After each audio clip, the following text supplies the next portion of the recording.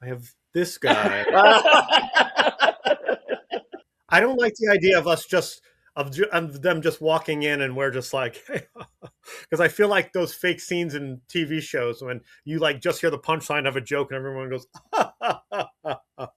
and then it goes into the thing.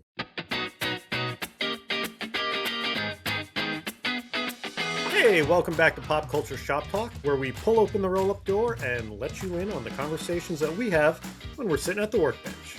My name's Artie Esposito. I'm Sean Johnson. And I'm Patrick Johnson. In this episode, we'll be sharing our pop culture moment. Then, we're going to design a fantasy theme park. And finally, we'll end with show and tell. But first, what you guys been up to? Have you guys been seeing any of the photos from Toy Fair? Yes. Have you I've been following it religiously, yes. Oh, yeah. I've never, have you ever been to Toy Fair before? I have, yes. Probably about 15 years ago. My brother and I used to own a plush toy company. You guys know that. And we got passes one year to go to Toy Fair. And it was in the winter, like it is now in New York City. Nice. And if I heard it's a beautiful time to visit. Oh, it's great. If you've ever been to New York in the winter, you get to deal with the snow drifts that the garbage trucks have pushed up along the sides of the streets. Nothing like garbage snow. Oh, it's so gross because the snow is so nasty looking and it smells.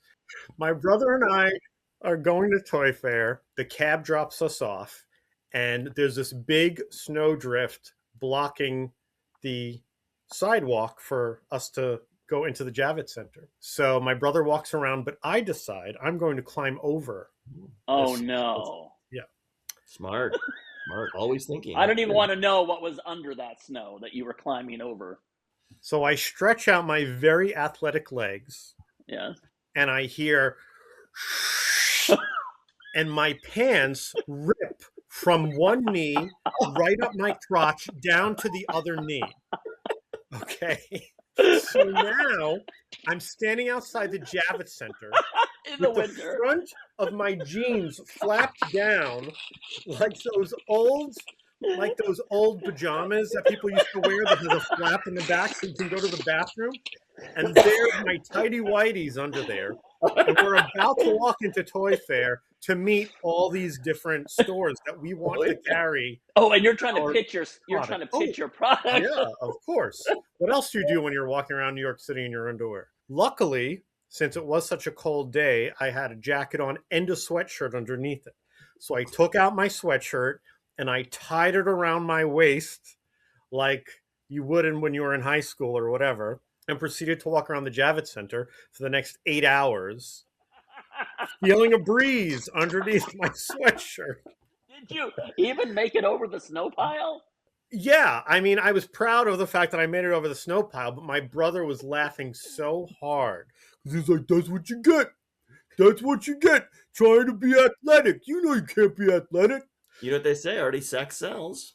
Oh my gosh. What kind of toys do they think you were selling? Toy Fair was an awesome experience. It was really cool because you get to go to each booth and you see the new things that are coming out over the next year. And the idea, for those of you that don't know, Toy Fair is a showcase for the toy companies to show their wares to the stores like Walmart, Target, CVS, any of the places that may sell their stuff. So you have smaller toy companies.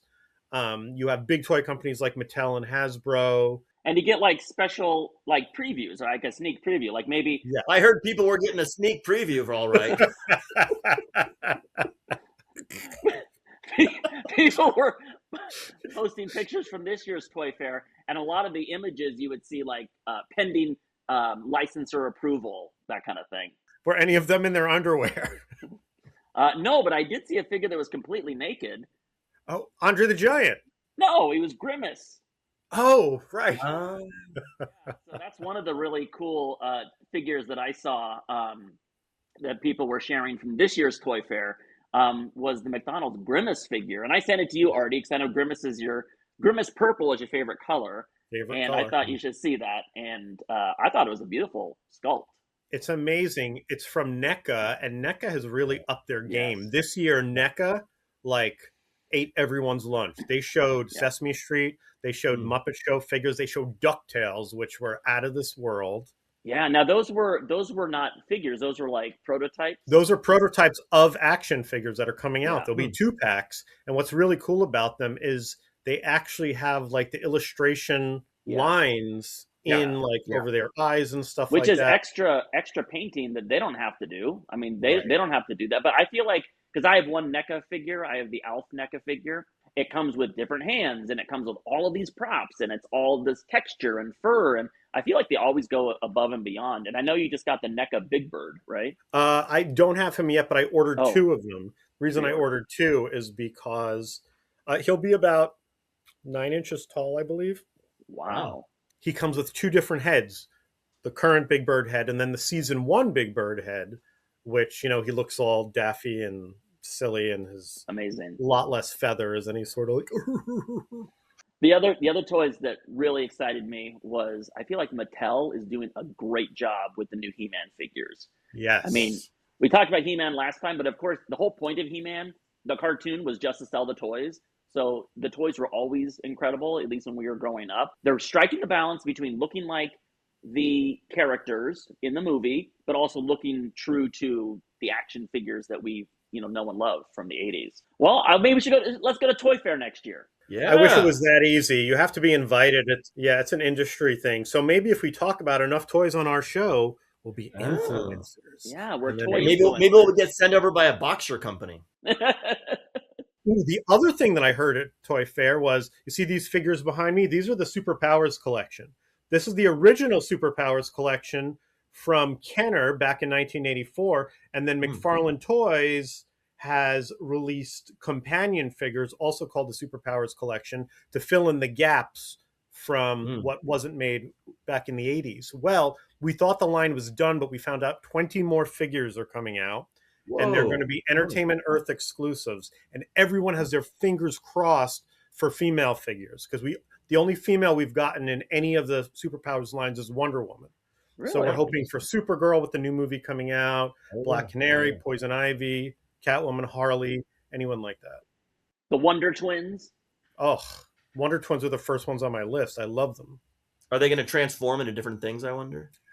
Originally, Kenner back in the day had Wonder Twins figures and they did transform. They had like different like tops that you'd put on them. So you'd get like Jaina's legs, but she'd have like hawk wings with a hawk head. So it was like a mid transformation thing they were going to do. It didn't happen, but it was in the planning stages before the line was canceled. Well, we do collect toys. We talk a lot about toys on this little show. So let's make it our goal to talk about toys so much. And they have to invite us to Toy Fair. Now it's time for our pop culture moment. Sean, why don't you start us off? My pop culture moment is Super 7 has released 4 new Sesame Street action figures. This is Series 6 of the Sesame Street line, which has been an incredible line. Now, I was supposed to get my figures today. In fact, I got the alert that my figures are out for delivery, and I was supposed to have them so I could show them to you. But we've had a big snowstorm up here, and apparently, nor sleet, no rain, nor snow, no dark of night doesn't always mean you'll get your mail. So we got no mail today. So Series 1 started with Bert, Ernie, the Count, and the Yip Yip Martians. And they went Series 2, Series 3, Series 4, and then Series 5, I got concerned because they came out with Grover, which was awesome. And then they came out with Abby Cadabby, which is a great figure, but there was only 2 figures in Series 5. So I started to get concerned that they were winding the line down, or that maybe Series 6 would be 2, and then they would just kind of like, it would kind of peter out. Super 7 was having a closing sale because they're closing their storefronts. So they have one in San Francisco and one in San Diego. And it just so happened I was in the San Francisco storefront on the last day of the sale. It just worked out that way.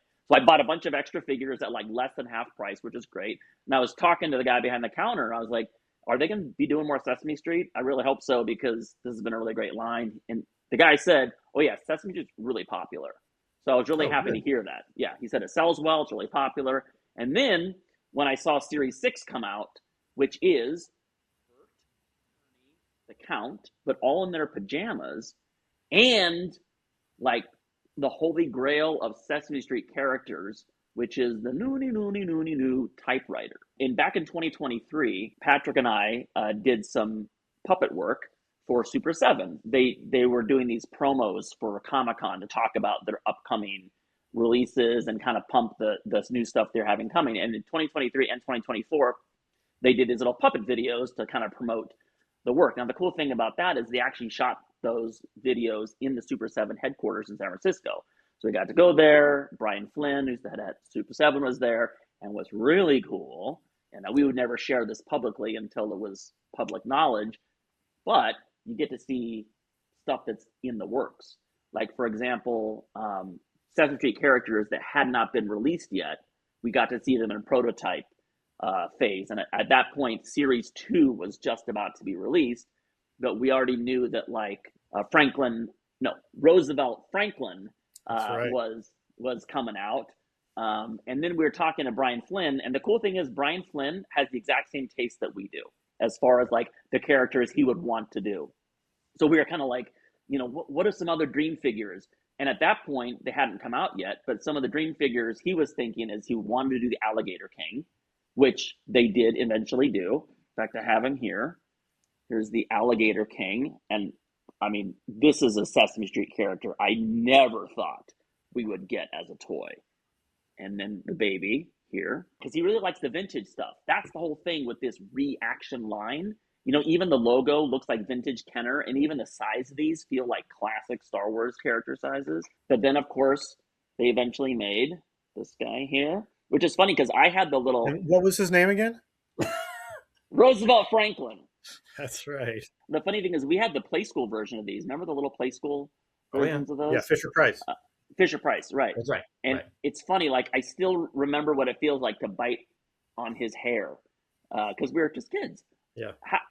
How are those not choking hazards? They were, which is why they stopped making them. They're shaped like food. Yeah. They actually stopped making those Fisher Price Little People because they were choking hazards. And now Fisher Price Little People still exist, but they exist as much larger figures with their arms sticking out.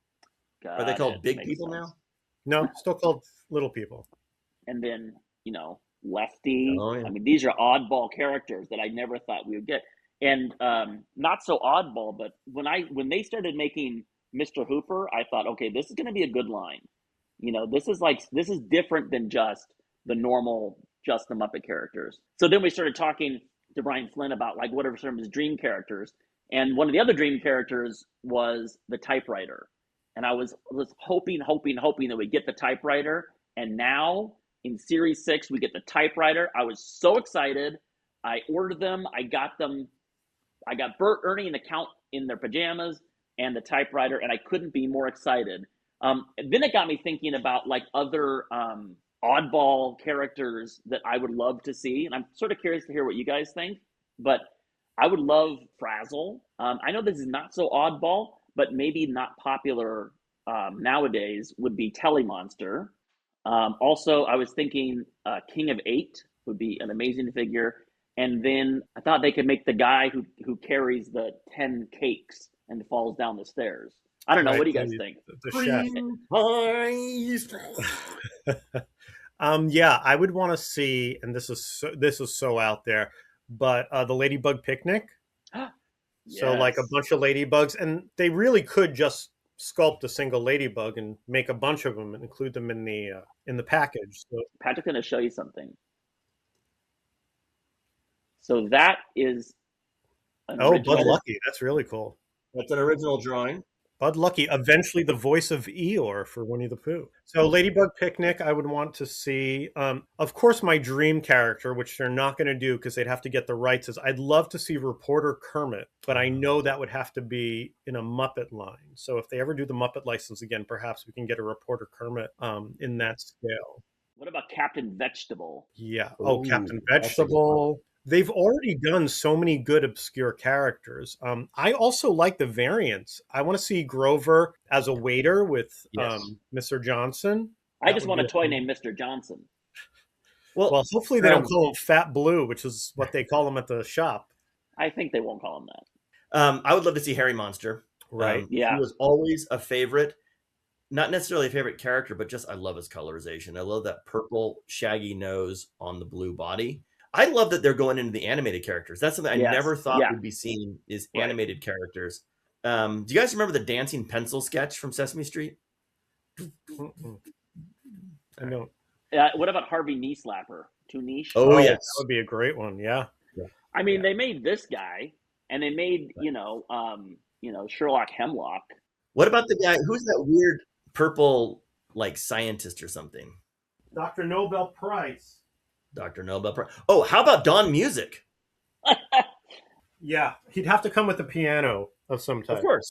Yeah. Mumford, is Mumford the magician? Is he a Oh, bear? Mumford. That's an obvious one. I mean, they already have the Count. Well, Sean, I have some good news and some bad news for you. The reason why the postman did not come to your house was because he was at my house. So here I have typewriter guy, Yeah. Ernie in his pajamas. And by the way, this is a completely new sculpt. They had to sculpt his feet, with the toes. He's wearing pajamas, which has a collar and buttons that go down. So they did not skimp on this. Then, of course, Bert in his pajamas, completely different body, not Ernie's body, by the way. Yeah.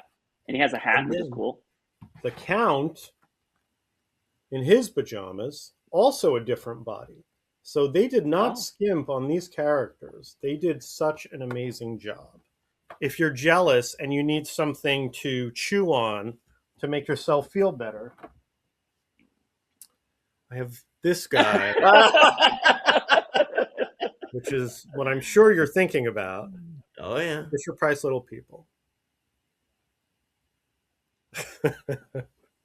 So my pop culture moment this week is something you might expect from me, or maybe you wouldn't. I'm a D23 member, so I was able to watch the new episode of The Muppet Show, and I was really skeptical about it. How would it be if they tried to recreate The Muppet Show back from the 1970s and 80s? It's great. They did an amazing job. The characters are on point. Eric Jacobson killed it as Miss Piggy. She is back in full effect. So solid. I thought Kermit was the most Kermity that I have seen that character in 30 years. His performance of the character was so on point and so solid. And it felt like the Kermit that I've been missing, the Kermit that's in charge, but at the same time is empathetic to the characters around him.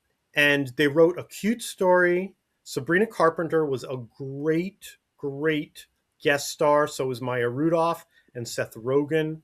There were some really funny jokes that anyone could get, but then there were funny like inside jokes that like only Muppet fans would understand.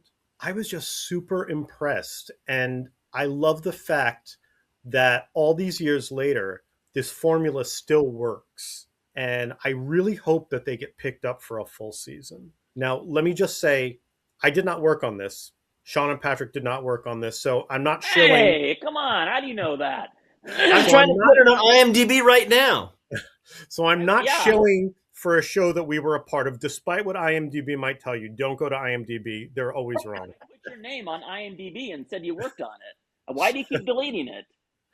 Anyway, we did not work on this. I did not work on this, but you said that enough.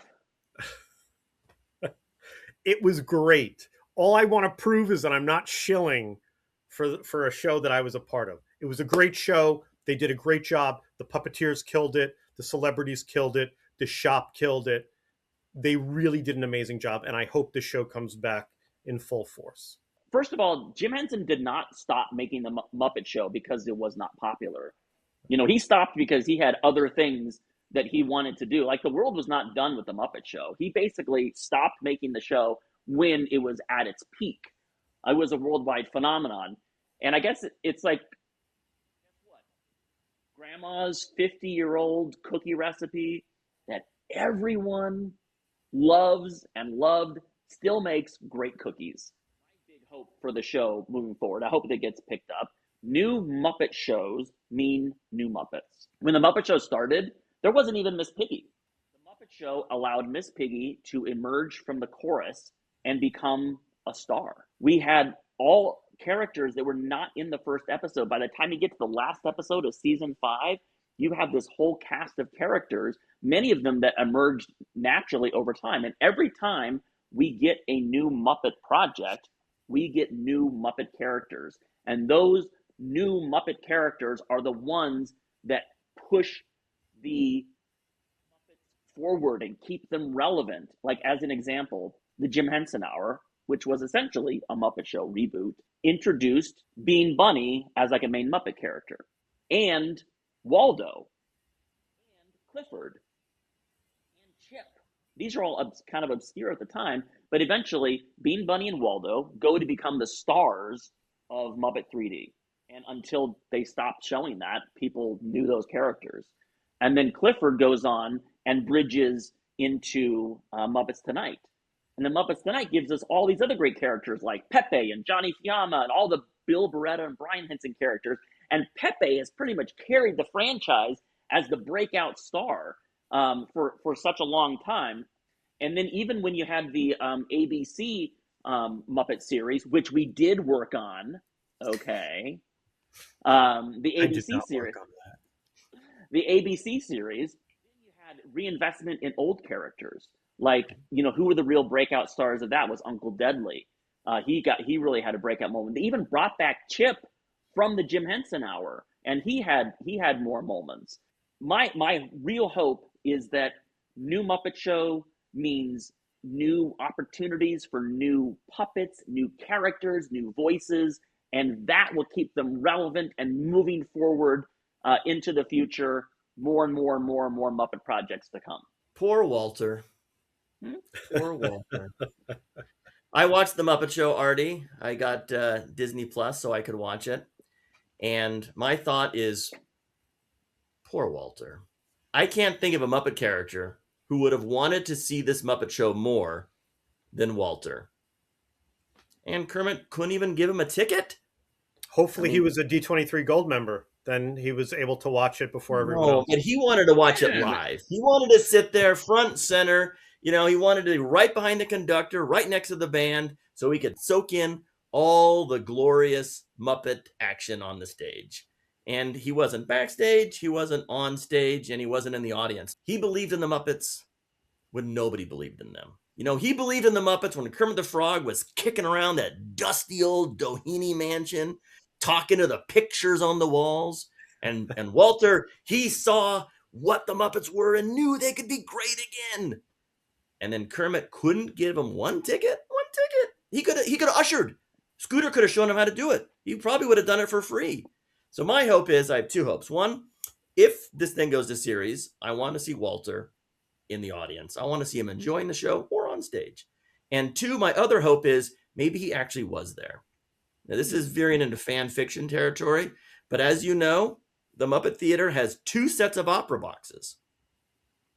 Statler and Waldorf sit on one side, but we never know who sits on the other side. So my secret wish and my secret hope is that Walter actually was there. He just wasn't on camera. He was just in the other opera boxes, clapping and cheering for his friends as loud as he can. Maybe even whistling.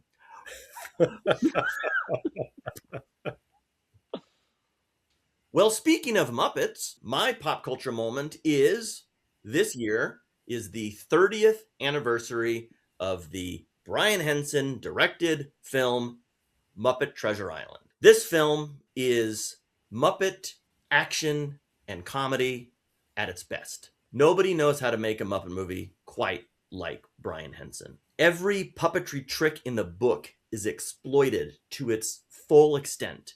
Specialty puppets built for specialty gags, things that look very simple and funny and loose in the movie, took weeks and months of special preparation and planning.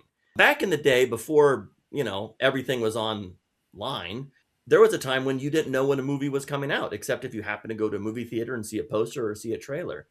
And years ago, when Sean and I were in high school and in college, we would go to meetings held by the San Francisco Bay Area Puppeteers Guild, which is an organization and basically a club of people who are puppet professionals and enthusiasts. One of the founders of that guild was Mike Osnowitz, who is Frank Oz's father. And one of the cool things about being a part of that organization is every year they'd have a holiday party at Mike Osnowitz's house.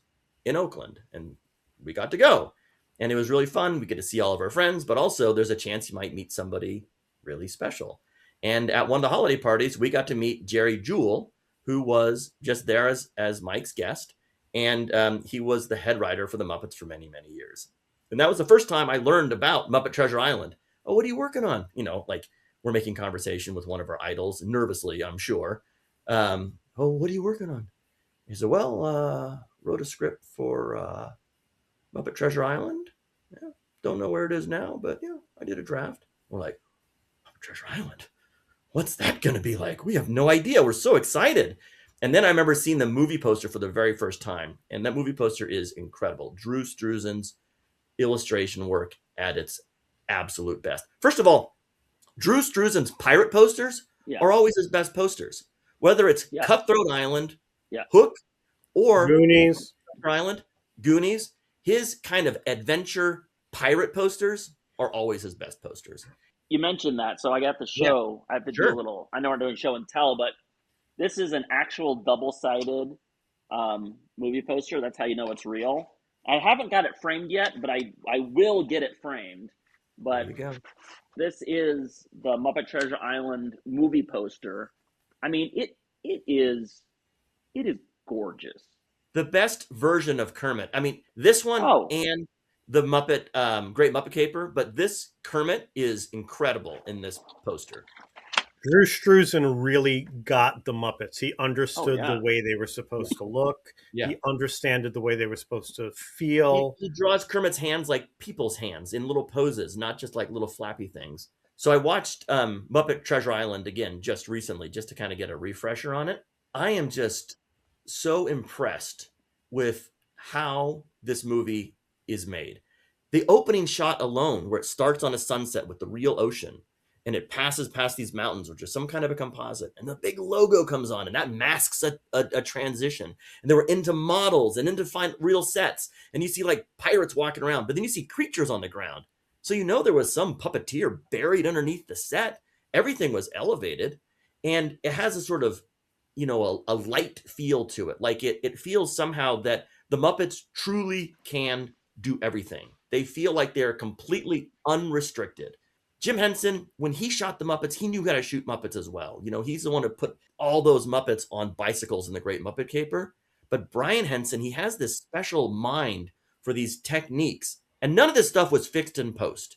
Everything had to happen pre-planned and happen on the day. Things aren't being painted out. It's either radio-controlled characters or characters being performed behind walls. It's incredible. And also, speaking, you mentioned, Sean, of new characters. Yeah, that's what I was going to say. There's so many new characters. That's the other thing with the Brian Henson film. Yes. Is he has like a creature shop sensibility, and he somehow knows how to bring in characters that are really more creatures, but they still fit within the Muppet family. It's an expansive Muppet world. Yes. Like Blind Q, the character that Jerry Nelson performs, beautiful puppet, the big blue mouth and I think he wears 2 eye patches or something. But the first time you see him, he's standing full body. That's already a trick. And then he does a little action thing with the sword. And also the henchmen of Long John Silver are incredible. That goat and Mad Monty and that beautiful lobster, Polly Lobster that Kevin Clash performs. It's like carved and sculpted with scars, and but it still has a Muppet aesthetic. Well, that was Bill Bretta's first Muppet film. And, they had obviously done dinosaurs together and perhaps Muppets Tonight. I forget where that fell in. No, Muppets Tonight's afterward. Okay, Muppets Tonight's afterwards. But still, and he gets characters. Like Kevin Clash has like Muppet characters. So this kind of points to what I said about the Muppet Show is when you have these projects, it gives opportunities for whole new cavalcade of characters like Bill and Kevin. It's a great movie. It's so well done. And like you said, nobody directs Muppet movies like Brian does. And when you have Brian's directing skills and Disney's money, because that movie was produced by Disney, their budget was out of this world compared to what they had in the past. So you see all that money put to amazing use. That and Christmas Carol, which I think are 2 of the best made Muppet films that are out there. those almost stand alone. If you've never seen a Muppet movie before, you can sit down and watch this movie Right. and not have to know anything about the characters or about the world and just sort of go, that's funny. Don't know who the blue guy is, but he's pretty funny. Also, the human guest star, air quote guest star, but Tim Curry, he's right up there with Michael Caine as far as the choice they're making. I mean, he is someone who is still cool, who is still relevant today, and he is great in that movie. He made the same choice Michael Caine made, which is I'm going to play it real. Yeah. I'm gonna play my best version of Long John Silver. I'm not playing a goofy version. And he's so good. He's so charming, and he's so funny, and he's also good at being untrustworthy, but Still man, there's lovable. nothing more.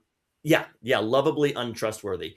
The other thing that I love about that movie are all those pigs on the island. Yeah. Yes. Those pigs are incredible puppets. I mean, the main pig with his sculptural face and his tusks, and it's almost like they got to do their own version of Ewoks or something. Each one is a little different in different ways, and they had so many pigs to build, they explored so many different types of head shapes. In a way, Andy and Randy Pig, I don't know if they came from this movie, but the aesthetic of those kind of carved heads kind of come from this sort of world of Muppet Treasure Island.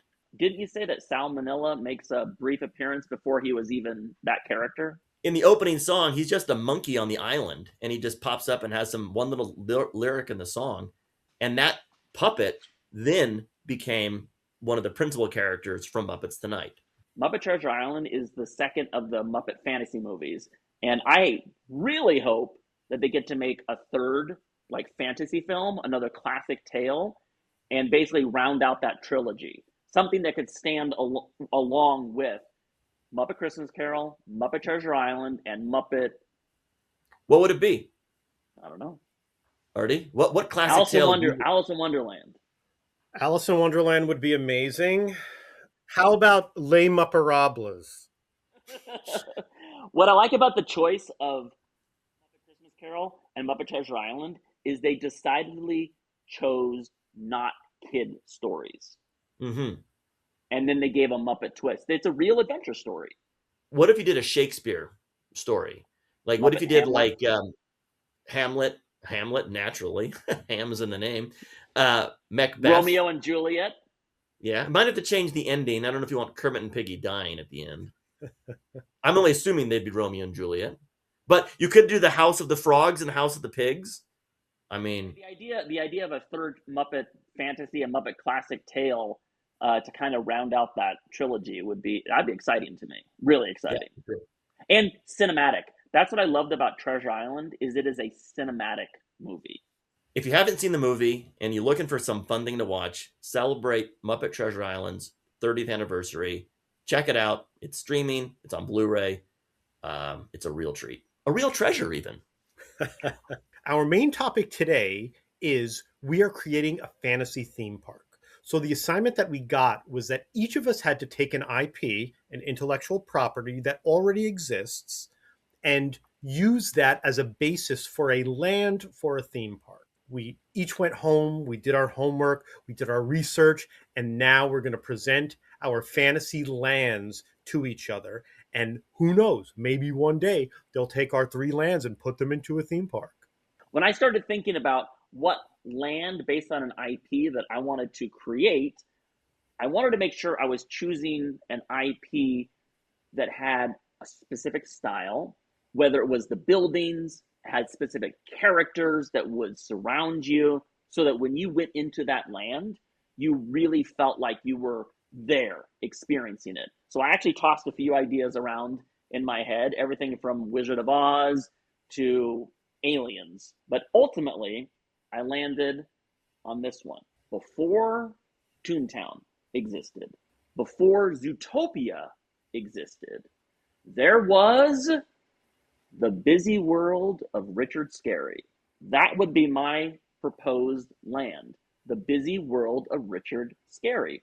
For those of you who don't know who Richard Scarry is, you probably do, but here is one of his illustrations, one of his famous book covers, what do people do all day, he's really known for these little detailed illustrations where animals are doing all of the everyday things that people do, whether they're working in a factory or driving cars. When you walk through the gates of Busytown, you are surrounded by all of the buildings. So there would be a fire station, there could be a schoolhouse, there would be the houses, the apartment buildings where all of the animals live. And you would be surrounded by the animal inhabitants of Busy World. Like, for example, perhaps Huckle Cat. This is the Super 7 Huckle Cat. You know, you could meet Huckle Cat. All around the land would be Lowly Worm hiding, just like Lowly Worm hides in all the pages of the book. Here are some other characters. This is Sally Cat, another Super 7 toy. And another one here, which is Mr. Fix-It. So you can imagine all of these characters walking around the same way you would encounter Mickey Mouse or Donald Duck at Disneyland. My e-ticket ride is just a tour through Busytown. So what you do is you would board one of many vehicles, because all the animals always drive cars. So you get into, it could be a taxi, it could be a school bus, it could be an ambulance, it could be a tractor, who knows what it is. All these, cars, and you get into the cars, and the cars would take you all around Busytown. Now, the cool thing is the e-ticket ride would be housed inside the buildings that surround the entire land. And like in the Richard Scarry books, where they have all these cutouts where you see inside the building what's happening, you can see inside the street, you can see what's behind the door, whatever, with the cutout. The people on the street would see the vehicles going through the buildings, and it would give that same appearance of you seeing what's happening inside the building. And the tour through Busytown would be a full animatronic e-ticket ride, like Splash Mountain, except it's not a water ride, or the Secret Life of Pets ride at Universal, where the wow factor comes from all of these characters coming alive and entertaining you with a catchy song that goes through, and you get to see all of Busytown and go through all the interiors of all these buildings that you only see on the outside. It's good to have like a B ticket or a C ticket ride. This is not a thrill ride necessarily, but I feel like that would be riding around in Lowly Worm's apple car, and this would be a little tour of the farm. So you would go in the apple car, and he could even be a little passenger with you. And this ride would have sort of like an interactive element where you would have to find Lowly Worms around the farm. And the apple cars would just I'm imagining like the Ratatouille ride where it looks trackless. Those apples just kind of moving around. I even thought at some point the apples could float on water as you go through a little stream. You'd go into the factory, you'd see them making apple juice and pressing all the apples. You would see them picking the apples, and then it would come all the way around, and it would put you would exit in through the general store. That would be the main gift shop of this place. And just like all the other parts of Busytown, you would see little cutouts. So behind the register, you'd see a cutout in the window, and you would see hippopotamuses unloading the truck. I mean, it could be done with animatronics or screens or whatever. And also, just like the way all of his books have these labels on things, you would have cash register, really label. You can imagine this, apple car going over a landscape like this, boom, boom, boom, boom, boom, boom, boom. You can imagine. That would be kind of cool. The other store would be a Richard Scarry bookshop, because he's an author. So you'd have all of his books, his golden books, the whole collection, and then other children's books and toys. You'd sell little toys, you'd sell apparel and all of that. And then the main restaurant would be the cruise ship has docked into town, and all of the little mice and the little things that run the cruise ship. So you'd go onto the cruise ship, which would actually be on water, and that would be the main restaurant in town. And then the other thing that makes this land really fun would be just photo opportunities, just simple things that you'd encounter. I think one that would be like a construction site, where you literally see a big bulldozer, with a hole in the ground, and you look down, you see pigs doing the plumbing and all of this kind of stuff. Another photo opportunity would be a house on fire, because that's the thing, is all these animals have jobs. So I can imagine a fox going up and the water coming out of the hose, and all the other animals standing outside with their blankets oh no, they're putting the fire out. And also you can have vehicles driving around too, like a little ambulance drives around, a taxi drives around. One more e-ticket thing that you could put in this land would be a show. And I'm imagining like puppets, costumes, screens. It's a musical, and it's meet the cast of Busytown, meet the characters of Busytown. And all of these characters would sing and dance. They would sing about their jobs. They would sing about what they do all day, and it would really be like an e-ticket theatrical experience. So that is my pitch for Busytown. I love it. I think it's great.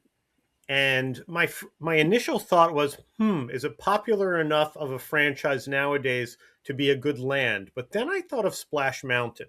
And if Splash Mountain has proven anything, it's that people do not have to have seen a movie or even liked it to enjoy the ride or the attraction that goes along with it. Right. And I think that Richard Scarry has such a great style. The characters are so engaging. The world is so engaging that people would love to go to that land, whether they know the characters or not. So I think it's a great idea. But Artie, they kids do know these characters because I think it was this one here.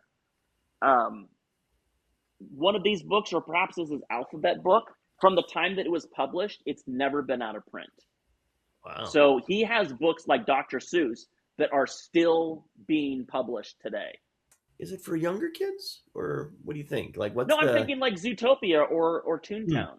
This would be like the A+ version. There used to be a place in San Francisco called the Metreon, and in the Metreon they had a playground on the upper story that was based on Where the Wild Things Are. It was a Where the Wild Things Are branded playground with all the characters from the books realized like three-dimensional illustrations from the book. So when I see how amazing that was, it doesn't exist anymore. That makes me want to go to this Richard Scarry theme park, because I know when you can take an illustrator's unique style and then put it up on a big stage that you can walk through and enjoy, it's a really magical experience. So I love this idea.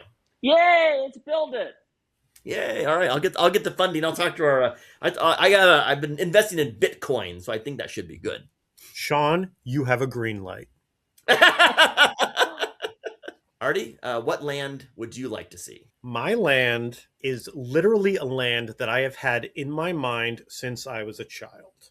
I have wanted to go to this land my entire life, and there are really unthemed versions of this IP out there in parks, but 9 times out of 10, it's just a roller coaster with a character's picture slapped on it without any theming. I thought, let me bring this to the next level. Let me make this the way that I want to make it. What may come as no surprise to you, I am a big fan of DC Comics, and I've created my own DC land. Picture this. The DC Universe is the name of my land. And it is broken into 2 subsections. One, Metropolis, which is all modern buildings, modern stores, state-of-the-art, the future is now, while the other half of it is Gotham City. And that is run down, dilapidated, and everything you would imagine the real Gotham City looks like. And the way this land is laid out is that you can enter in through the middle, and you can choose to go to the Metropolis side or the Gotham City side. And when you first enter, there are other themed DC attractions. The first one is a show. It is the Wonder Woman stunt show. Now, anyone who saw Wonder Woman 1984 knows that at the beginning, they showed the trials that Diana went through to become Wonder Woman. And it was a series of stunts and sports and things she had to do. Bow and arrow, flips, swinging back and forth. So all of this would be a part of the stunt show, starring Wonder Woman and the other Amazons. And then at the end, the Cheetah would jump in to interrupt the show, and you would see the final fight between Diana, Wonder Woman, and the Cheetah. and Cheetah would be wrapped up in Wonder Woman's lasso at the end, and the audience would cheer, and that's the Wonder Woman stunt show. Now, next to the Wonder Woman stunt show is the Flash coaster. Now, Great anyone who idea. knows the story of the Flash is a forensic pathologist named Barry Allen, and Barry was in his lab one night and was struck by lightning. All the chemicals fell on him, and he became the Flash. So the way that this starts is you walk through the queue of the police headquarters. You end up in the forensics lab. That's where you load onto the coaster. Your restraints come down, the lights go off, you see lightning in the corner, you see lightning strike the room, you get spritzed with water, which would be some kind of chemical liquid, and suddenly you start to rev, launch into this coaster. You are now the Flash. You're experiencing what the Flash has experienced. It would be like the Incredicoaster where there would be show scenes. You would pass by scenes of the Flash's villains like Captain Cold or Mirror Master. And in the end, the Flash would win, and you are the Flash. And the Flash would be waiting there at the end to say, thanks, Super Friends, for helping me, defeat the villains of Central City. Next to that would be our second ride, which is tentatively titled The Battle for Atlantis. Oh. You would get into a submarine-like vehicle. This would be a motion simulator similar to Star Tours. You would go down to the depths of Atlantis and see Aquaman, and you would fight his brother, Orm, also known as the Ocean Master. You would go along with Aquaman through the depths of the ocean, seeing all the different animals, while the animals helped you to save Atlantis and bring it back to the good people. So now you've been to the 3 locations by the entrance to DC Universe.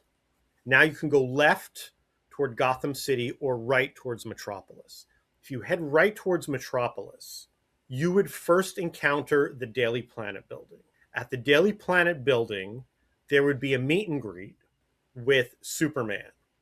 And they would have actors as photographers, Jimmy Olsen, who would be taking your picture to meet the Man of Steel on Superman Day. Now, outside of the Daily Planet would be the first restaurant in DC Universe. And this restaurant is based on something from the comics. It's called Planet Krypton. In the DC Comics, Planet Krypton is owned by Booster Gold, who is this sort of ornery and flashy character who really thinks a lot of himself. Well, what he's done is he's collected all these artifacts from the DC superheroes, and he puts them in his restaurant so that people will come in to see them. It's very much Planet Hollywood. So that would be sort of like your burger joint that you could go to. Outside of the restaurant would be Lexmart. Lexmart is the first store you would encounter. And this would be your general store that you could buy all of the DC Universe merchandise in. Costumes, shirts, action figures, things like that. Along the Metropolis Street would be our first Streetmosphere. Now, Streetmosphere is when actors come out and they perform a show for you out on the street, and then they take their stuff and they go back in. This show would be called Green Lantern's Light. Now, if you know anything about Green Lanterns in the comics, when a Green Lantern dies, the ring comes down and it chooses who the next Green Lantern is going to be. The Green Lantern vehicle would come out with some of the Green Lanterns, maybe John Stewart, maybe Hal Jordan, and they would have some disappointing news. One of the Green Lanterns on a distant planet has perished. He's perished in battle. And now it is their job to help choose the next Green Lantern. They have this special vehicle, and the vehicle would open, and there you would see the ring would come down. And they would have to choose someone from the audience to be the next Green Lantern. This sort of seems like the lifting of the sword in Disneyland kind of a situation. Yeah, it's very much like Sword in the Stone, or it's very much like the Harry Potter wand show, Oh, where the Right. yes. wands Where choose one as a kid. person is selected, but everyone gets to enjoy the experience. Yes. So in the end, there would be a Green Lantern that would be chosen. Now, if you wanted to go to the other side of the land, Gotham City, first you would encounter Shrek's department store. Oh, Max Shrek, thus the hat you're wearing, right? thus the hat I'm wearing, Wow. Shrek's from Batman Returns, and you can see this little cat character that he has, which is very similar to Tim Burton's Nightmare Before Christmas, one of his Nightmare Before Christmas characters. So Shrek's department store would be another store that had all sorts of merchandise for the land. Next to Shrek's department store would be our sit-down restaurant. And our sit-down restaurant is called the Iceberg Lounge. Now, anyone who knows anything about DC Comics knows that the Iceberg Lounge is owned by Oswald Cobblepot, the Penguin. So you would make reservations, go into the Iceberg Lounge, and watch a show while you ate. Now, the show would be called Gotham City Sirens, and you would get to see characters like Harley Quinn, Poison Ivy, and Catwoman sing and perform on stage for you, all while being looked down on you by the Penguin himself. Are your waiters penguins? While they would not be penguins per se, they would definitely be dressed in tux and tails. But that could be a fun idea for sure. How could Batman let the opportunity of having the Penguin, Catwoman, Poison Ivy, and Harley Quinn all in the same place without showing up? At the end of the show, Batman would crash through the window, arrest the villains. Gotham City's finest, the police department, would rush in and capture the criminals, but let you take pictures with them on the way out of the restaurant for a small fee. And this brings us to our show outside in Gotham City. This is a parade, and the parade is based on the Red Triangle Gang circus train from Batman Returns. So it would be an entire circus parade of the Penguin and all of his freaks from the Freak Show. You would also see some of Gotham City's other villains in this parade. This would be your day parade that you would be able to watch with your families. I'm sure there'd be some superheroes in there too that would be following behind these villains. And then our final element, which is our e-ticket ride. Think Rise of the Resistance at Disneyland or Disney Hollywood Studios. This is the Arkham Asylum Dark Ride. Ooh. You would get into a police vehicle, but first you would be in the queue line, and in the queue you would see Alfred the butler, and Alfred would tell you, Master Bruce, all the villains from Arkham Asylum are on a rampage. They're escaping.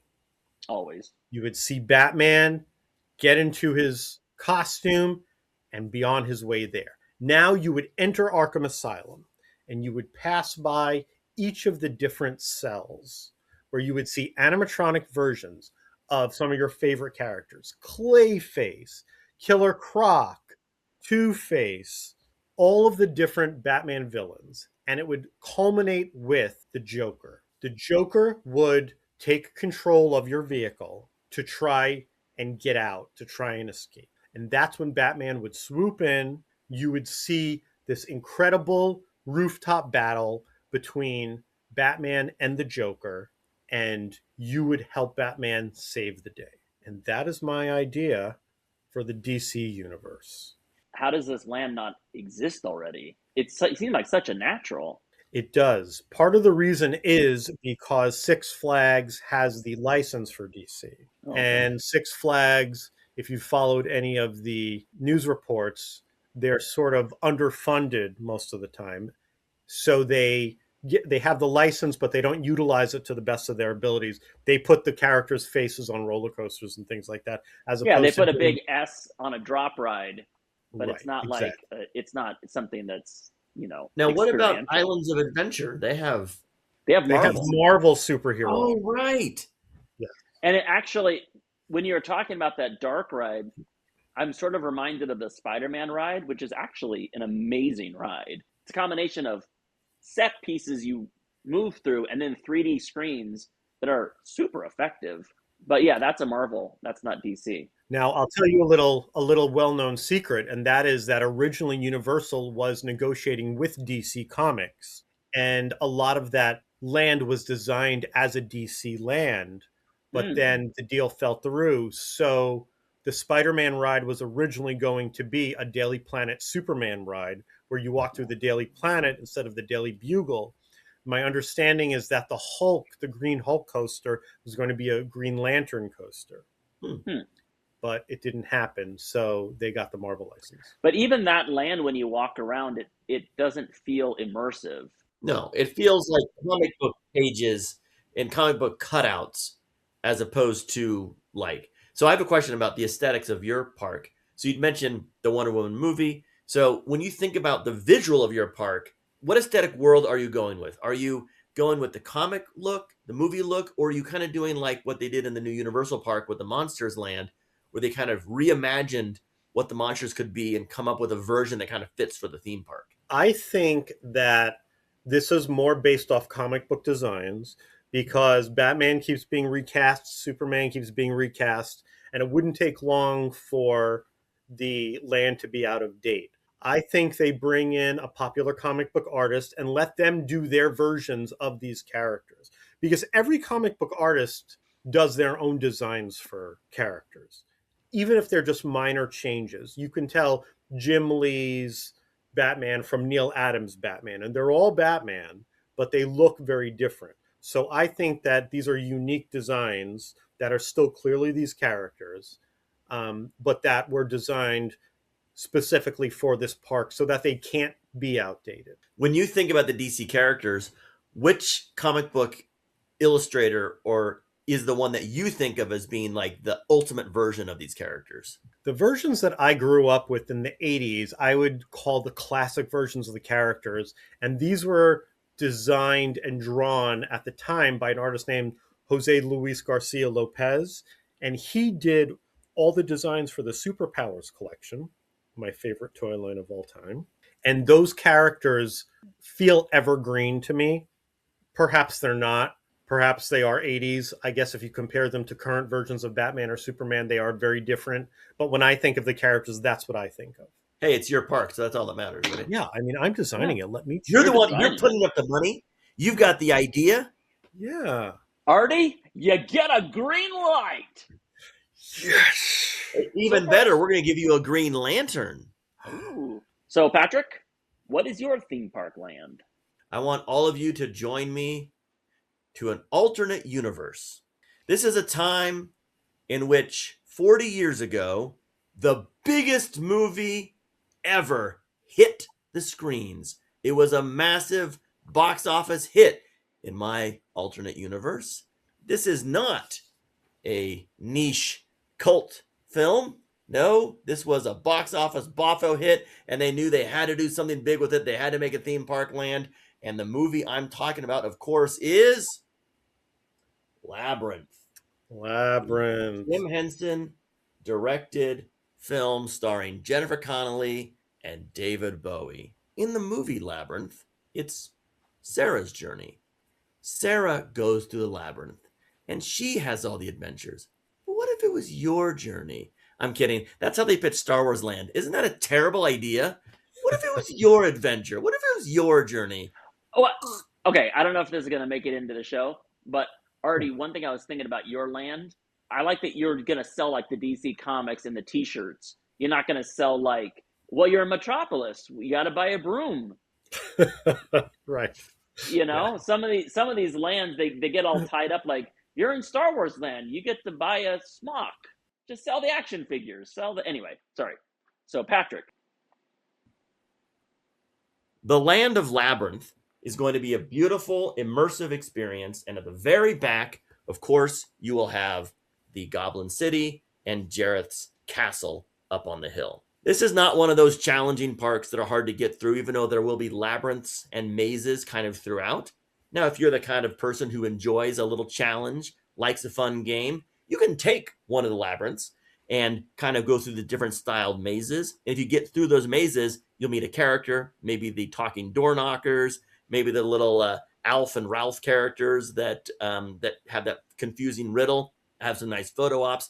And if you do go to all the different mazes, you'll get a stamp and a book. And if you get all the stamps in the book, go to the gift shop and get a special prize. When you first enter Labyrinth the Land, you're going to enter the same way Sarah does.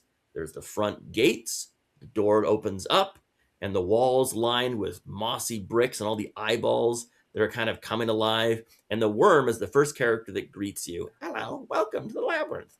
And then you go on to your adventure.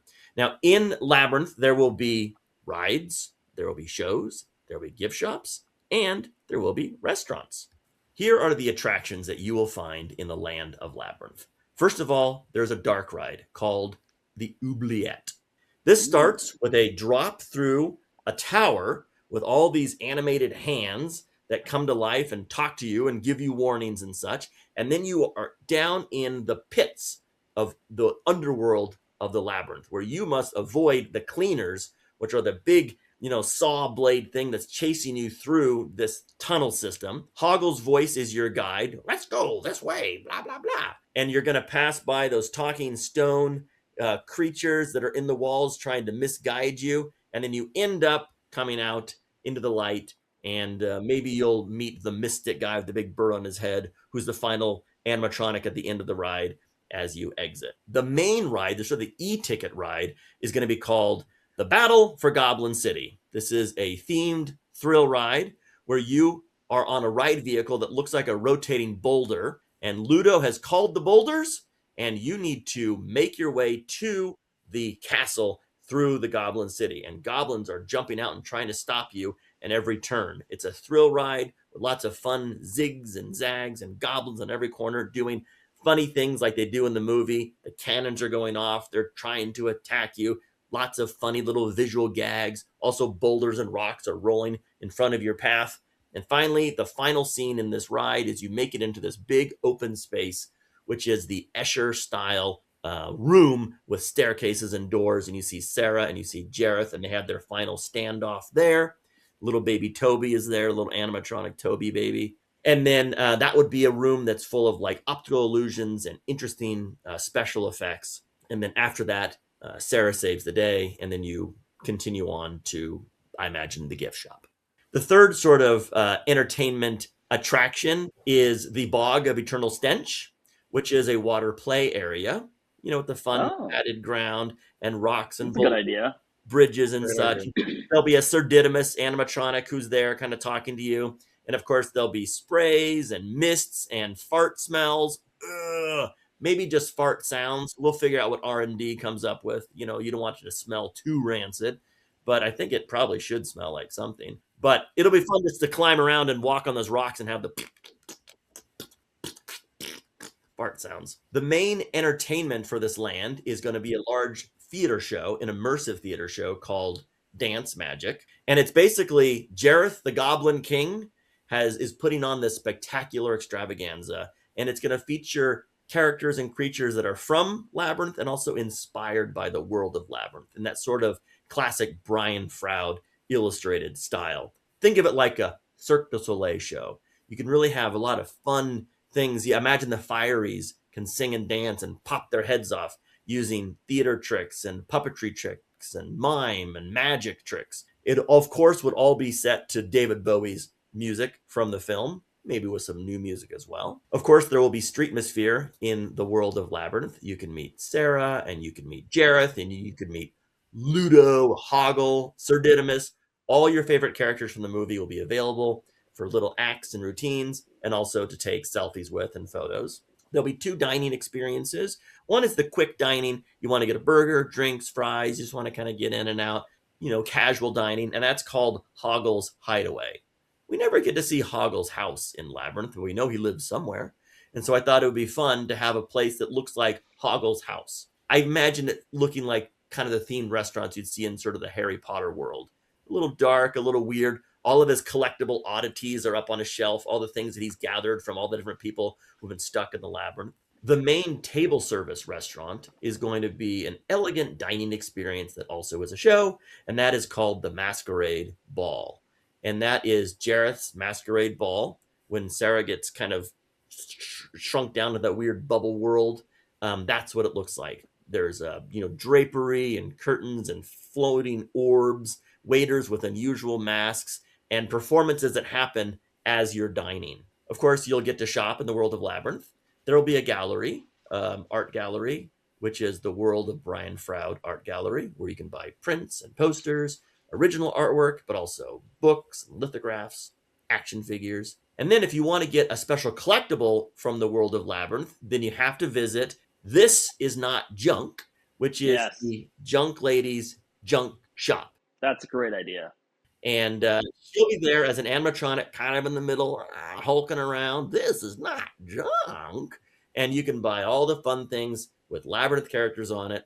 But also, you can buy just oddities, weird stuff. It'd be fun to have unusual items, one-of-a-kind pieces that you would expect to find in this junk shop. And of course, the shop and the area is all done up like her mound and piles of trash. I don't know what the layout of the land is yet. Like, Artie, you gave us a full layout of your land. I don't know what the layout is, but I do know the land is a series of mazes with our little shows and our restaurants and our rides, culminating in the back of the park, which would have the Goblin Castle and the Goblin City. So come with me, won't you, to the world of Labyrinth? I think it's a great idea, and I was really concerned that we wouldn't have any reference to any Jim Henson properties in this entire podcast, but I'm glad that we did.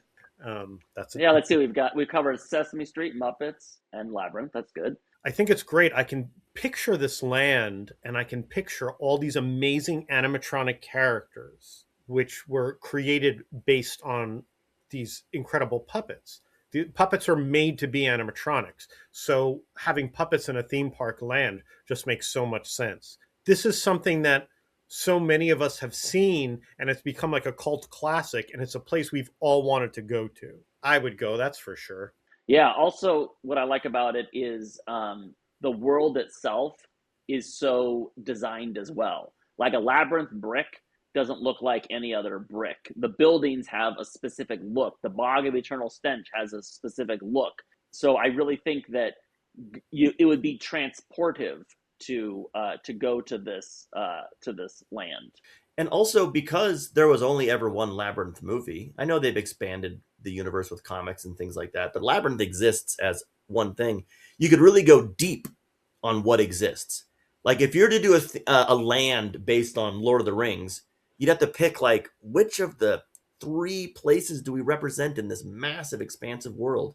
What I like about the world of Labyrinth, the movie itself already feels like a park because it's all confined within the walls of this maze. When you see that first shot of her standing on the hill looking at the labyrinth, basically you're looking at what a park would be. There's your front gate. There's your world to explore. There's your attraction. Also, the characters in Labyrinth, because they're full body, many of them, you can naturally make the leap and understand how they will be walk-arounds. Like Ludo is just a natural. He's already a walk-around. And the Hoggle is a walk-around as well. And characters like Sir Didymus, he can be realized as a puppet or a walk-around if you want to play with scale a little bit. You know, he could be one of those. Have you seen the baby dragons at How to Train Your Dragon Land? Yes. Amazing. Yeah. So beautiful. He could be one of those radio controlled because he'd be sitting on a dog. On the dog. He could walk on the dog. Right. Yeah, as an autonomous character and talk to you, but with a performer who's off site, going like, oh, hello, fair maiden, blah, blah, blah, Yep. What's that? Hello? You've been listening? Good news. The financiers just called, and Patrick, you got a green light to start developing Labyrinth Land. All right, I'll get right on it. Well, this might be our last podcast, guys, now that we're theme park designers. Now that we've shared our fantasy theme park lands, we want to know what your fantasy theme park lands would be. So please leave a comment below and let us know what IP should be turned into a theme park land. Leave a comment below and we will pick at random one of those lucky commenters to win this. This is the Super 7 Rocksteady character, of course, from the Teenage Mutant Ninja Turtles, would make a great theme park land. If you want to have a chance of winning this. We have one available. Leave your comment below. Let us know what theme park land you would like to see, and we will pick at random one of those people to win this prize. And now it's time for show and tell. For my show and tell, I'm going to show something that is actually a little hobby of mine, which is I create terrariums. And I have a whole bunch of terrariums at home. What I do is I get a glass vessel from the thrift store, and then I fill it with a little charcoal, little rocks, and some soil, and then plants. What I started doing to make them more interesting is I've created little scenes. So one of them, I have a bunch of cryptids all hiding, coming out of the forest. One, I got this little cottage that I found at the thrift store. And then to kind of dress it up a little bit, I added a small Luke Skywalker, like the Micro Machine Luke Skywalker, in with the cottage. I have one with little forest creatures. But the one I want to show you today is the planet Endor. So it's glass. So this is my terrarium. So in here, you can see I have R2-D2, I have Wicket, the Ewok, and I have a crashed speeder bike back there. I also took some branches from a redwood tree and created kind of a background to hopefully make it look like the forest moon of Endor. In here, I have rocks, I have moss, I have some branches. So these are the Power of the Force action figures. The way I got them to stand up is they got the holes at the bottom. I just put toothpicks in the holes and then stuck them down into the soil. But what's really cool about this is the ferns and the little moss and all these plants will continue to grow and grow, and eventually it will fill in, and then I can take those cuttings and add them to another terrarium. And the next terrarium that I'm planning, and I'm kind of keeping an eye out for an aquarium, because the next one I want to do, because I have one terrarium that has all aquatic plants in it. The next terrarium I want to do is using this play set, which is the Dagobah play set, and I have this idea of creating a swamp. It would be, aquarium with all the aquatic plants, put the crashed X-Wing, put the figures in there. I'll think another R2-D2. My show and tell is my Endor terrarium, complete with Wicket the Ewok, R2-D2, and a crashed speeder bike. Artie, what Star Wars landscape should he do next after he does Dagobah? Hoth would be hard because it would melt. Nothing grows there. Well, they do sell decorative sands. Okay. So getting a small, getting the Tusken Raiders one might be cool, and do like a Tatooine one, and then make it look like the Jawa sandcrawlers in the background, really good. Small. That could be really cool. What about Naboo? What about that scene where all those forest creatures are running and Jar Jar Binks is running? Actually, just the Naboo scene would be really cool. Just putting Jar Jar in his natural environment. What I like about it is it just looks like a terrarium, but then when you look close, you realize, oh, it's a whole Star Wars scene. Yeah, it's gorgeous. Thank you. Return of the Jedi is my favorite movie, and I always loved Endor so much because we grew up in Northern California. We would go camping. We would go camping in the redwoods, and literally it was like going to Endor. I mean, they shot Return of the Jedi in the coastal redwoods here in California.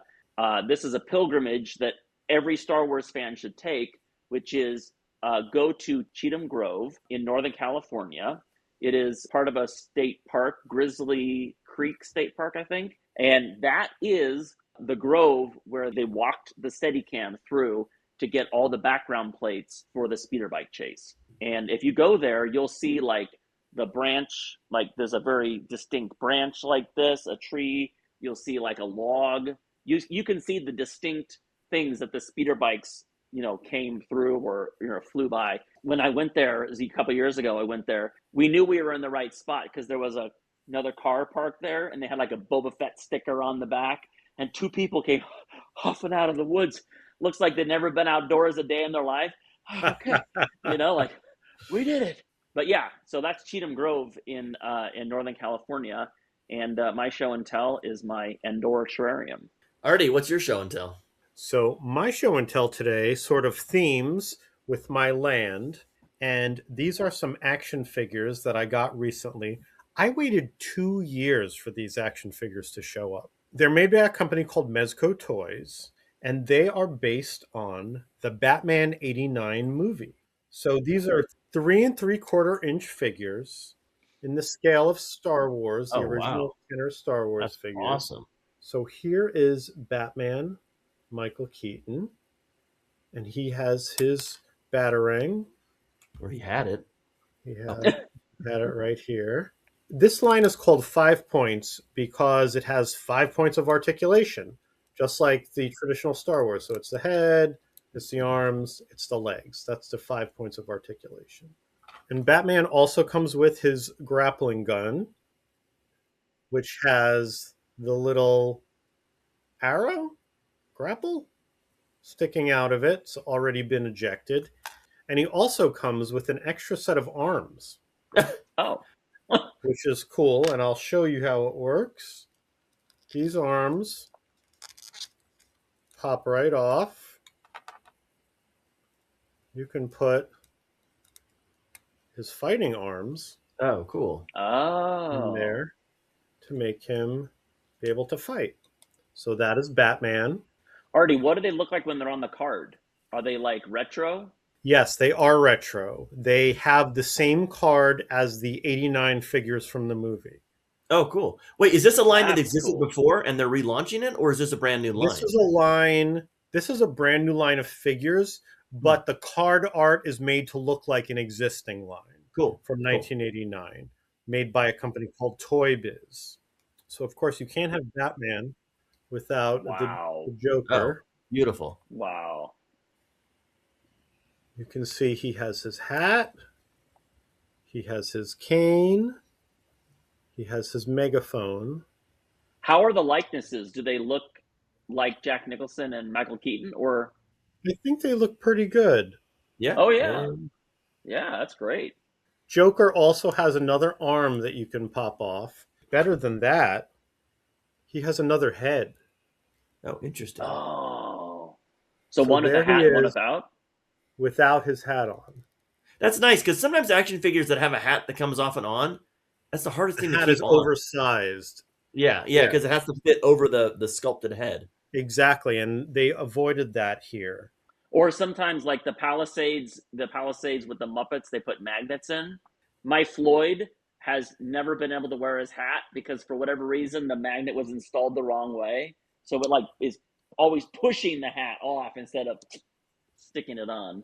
And then the final figure, and my favorite, is Bob the Goon, who's the Joker's henchman. And he comes with the camera as well as the knife, but I'll show you why he's my favorite. Because they wanted you to be able to have multiple henchmen. Oh, that's clever. So he comes with the alternate head of the Asian goon that Batman fought against, and he comes with these blades. That's like 2 figures in one. It is. Now, so these three figures, are there more in the line, or is this all of them? There are 3 more that are coming. There is a Batman with an extended cape that can the gliding Batman. There is the Joker from the scene in the museum where he has the beret and the paint running down his face. And there's another goon that transforms into a second goon. If you buy 4 goon figures, you'll be able to have 4 different goons. Are they making Vicky Vale? I sure hope so. I hope they make Vicky Vale. They often leave out the female figures, and I think that that's a mistake because why would people not want all of the characters? Right, exactly. But and also, when you're doing a specific film, you have an opportunity to kind of go deep on the characters that are in it. Like, I can imagine Alfred being a great one. Yeah, Alfred. And also, who's the guy with the kind of dorky guy at work? Yes. Alexander Knox, Robert Wool, who's the Yeah, reporter. make him Yep. too. If I were them, I would make a third series that came with a transforming Bruce Wayne. So you could use the Oh, that's a good Batman idea. body, pop his head off, and put a Michael Keaton face on it. So there's your Batman for that line. Then you do Yeah. another Joker, maybe the Joker in his black and white outfit from in front of the courthouse Mm-hmm. when he takes the quill pen and stabs the Right. guy in the Yeah. neck. And then perhaps Vicky Vale. What about Joker's girlfriend with that mask? Oh, yeah. Jack. There are so many different characters they can do. Bruce Wayne holding a silver platter, and then the fire poker. As just like that could be the alt of Bruce Wayne. I hope they go very deep on this line because fans were so excited about this. They also made a Batmobile, which I haven't bought. I'm on the fence because I generally don't buy vehicles just for space reasons. But this Batmobile has a shell that goes on top of it, which is the shell the Batmobile has. Now, it doesn't actually transform. It's actually a piece that just goes right on top. How do the characters fit in the car? Do they fit well? Because sometimes vehicles and characters, they don't, you know what I mean? I imagine he fits well because his cape is bendable. Oh, okay. So he could sit on his cape. So we talked about the Super 7 earlier, which it sounds like this is the same scale, the kind of classic Kenner scale. And these, like this Mr. Hooper goes for $25. Like the Super 7 toys go for $25. What do those Batman toys go for? This is interesting. You can only buy them as a set of 3. You can't buy them individually yet, which makes it hard to get the other goon. But for the set of 3, it was $60. So that's $20 a piece. Okay. So same scale. They're in that collector market. Then these are not like $10 action figures. It's interesting you mentioned that the Batman has 5 points of articulation because that was more points of articulation than Michael Keaton even had in that suit. Yeah, the fact that he could turn his head at all. I know. That's a miracle. That's not canon. Exactly. He should do his big shoulder turn that he does. Should only be able to turn at the waist. Yeah. You're watching the new Batman movies and going like, I used to do this and not turn my head. Yeah, I used to do this and I couldn't move at all. So what's your show and tell, Patrick?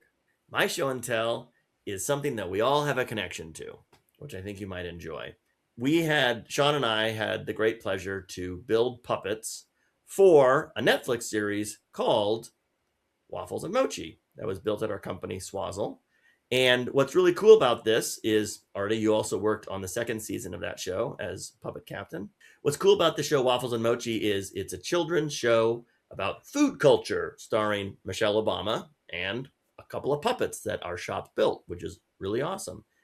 And the cool thing about this show is it's the first time that we've ever had products made based on characters we've built.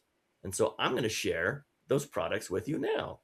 The first one is a Waffles and Mochi plush. If you've never seen the show before, check it out. It is on Netflix. It has Waffles' little waffle belly and waffle ears here. The cool thing is the characters we built or our shop built are featured on the tag. I don't know if they had as much trouble getting the white fur correct as we did, but this is the Waffles and Mochi plush. Also, they made a lot of books. A board book. What I like about the board book is it features puppets that we built as well, or at least our shop built, because obviously Sean and I don't do all the building. I love when they use actual pictures of the puppets. Yeah. This is always so cool. This makes it a real special little item to have because it's really nice photos of our characters from the show. And then they did this little fun Why We Need Water, which is a sticker book for kids in this little fun illustrated style. And they had this really great illustrator who did a couple of products for them. And these beautiful little illustrations and a bunch of Waffles and Mochi stickers that you can put in the book. And then this is the children's book that they did called Follow That Food, featuring Waffles and Mochi characters. And this is fun because it's an illustrated, version of the characters, kind of see what they look like in the hands of a different designer. maybe my second favorite product, because I'll get to my favorite product last, is this here, which is they did this really high quality cookbook for kids. It features really fun recipes, that you could make, again, with lots of photos of the puppets in the book. I like the when they didn't hold back on images of our characters that we made all traveling the world, learning about things like corn. My favorite product that they made based on the Waffles and Mochi show is the Waffles and Mochi Golden Book. And what I like about that is when you flip the back around, they don't have the train anymore like they used to. I know. But what you see on the back is images of all these wonderful golden books that I remember reading as a child. And how nice to know that somewhere in the world exists an official golden book featuring characters that our shop built for a show on Netflix. Well, I haven't even broken the spine on this one yet. We have a couple of these we keep at the shop. I'll open it up here to show you all. That's what it looks like. The classic, put your name here. I guess I should put my name in this book. So that is my show and tell, is the line of Waffles and Mochi merchandise that was made to promote the Netflix series that we all got a chance to work on. Very cool. And I can attest that those puppets were great and awesome to work with. Oh, thank you. Patrick, is that the book that's signed by the illustrator? To Swazzle. Your team made such incredible, beautiful puppets come to life for the show. They were a joy and honor to draw. I hope you enjoyed the book as much as I did making it. Sarah Rebar. With a little illustration she did of Waffles and Mochi. Yeah, she did a great job capturing the look of the characters. Yeah, it would have been great if they had made a season 3 or 4 of that show, but I'm glad that they, at least made some merchandise because, look, you can tell we all love this stuff. We love the merchandise and the toys, and I feel like that was a great honor, especially to have those puppets, in a golden book. That's like iconic. Thank you all for joining us for this episode of Pop Culture Shop Talk. By the way, if you want to keep up with all the stuff that Patrick and I are doing, please follow at Swazzle Puppet Studio on Instagram, and also check out Swazzle Productions on YouTube. And you can find me at puppetsbyartie.com or at puppetsbyartie on Instagram, at Artie Esposito on Facebook, and Artie Esposito on LinkedIn. And if you want to see more fun images and videos, follow Pop Culture Shop Talk on Instagram and, of course, right here on YouTube. And don't forget to like, subscribe, comment, and share with your friends. We will see you next time right here at Pop Culture Shop Talk. Goodbye.